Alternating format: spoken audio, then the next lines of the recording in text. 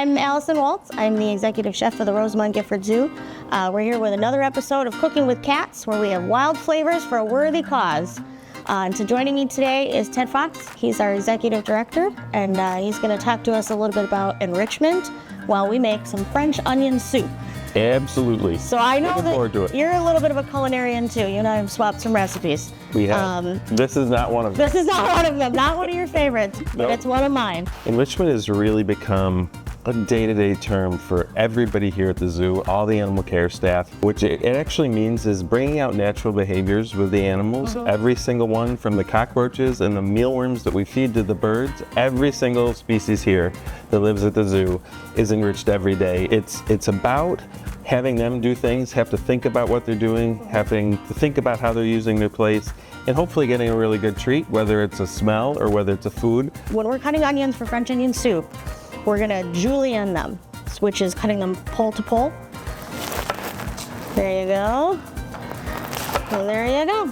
And then half. And right in half. And then you can take the peel off and any of this kind of papery membrane stuff, because that Yep, doesn't this take is the care of part it. about the onion thing I'm not crazy about. Yes, when it gets all over your hands, And you never know how much you're supposed to take. Like, is it one more layer or is that enough? that's enough. I'll tell you what, if there's any sort of like discoloration or if it's really paper thin, Yep. that's not gonna taste good and it's not gonna cook right. Exactly. So we're gonna take that off.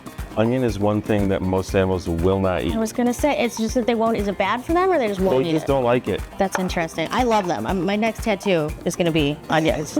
I'm one rule at home. I'm not allowed to eat onions in bed. My husband has made that very clear. So we're going to Like a good rule. probably a good rule. And you're just going to make them as thin as you can and as even as you can. While you're doing that, I'm going to get our pot started here. I have a really heavy bottom pot because we're going to caramelize these onions. This is about 5 pounds of onions. Okay. And it's going to cook down to almost nothing. So we're using cultured butter here, which is made from cream that's been allowed to ferment a little bit before it gets turned into butter. We're just kind of melting this. Yeah. I've got just kind of a medium flame.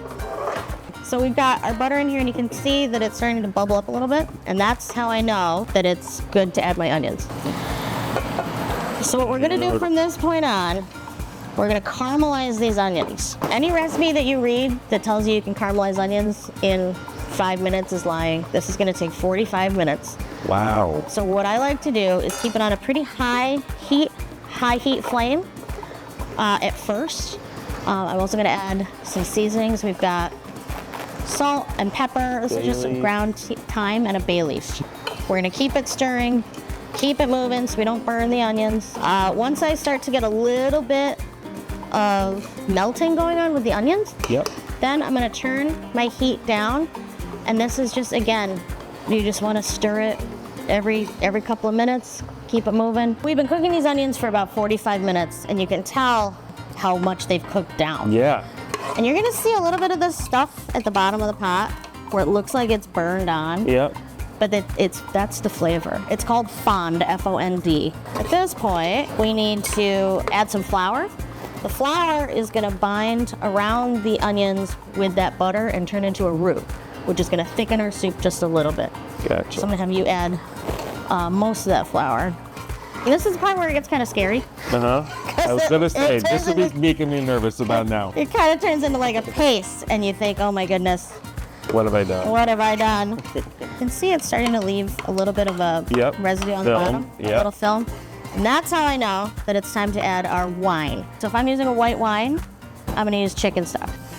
You can hear it sizzle, and it's gonna pick up all of that fond on the bottom of the pan. Yep. So you can smell that alcohol wafting off if you just kind of, Yep. Put it up. and we're gonna cook it until I don't smell that anymore. So now it's time to add our chicken stock, and let me pour that whole thing right in there. So I'm privileged to cook for people at the Rosamond Gifford Zoo, but we have a whole separate kitchen that cooks for the animals. That's right.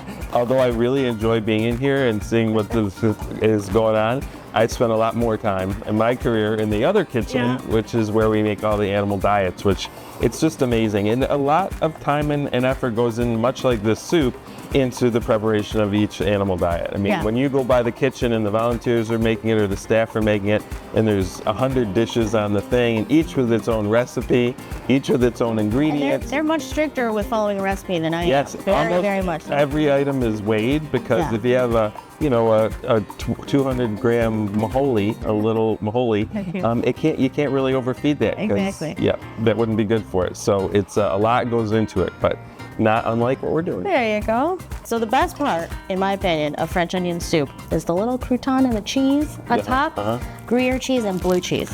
Nice. Just to make it extra rich and funky. Yep. Plunk one of those guys that's right in way there. better than what I've seen at some restaurants. Yeah, and then it's easier to clean too. Yeah. You're doing your own dishes like I am.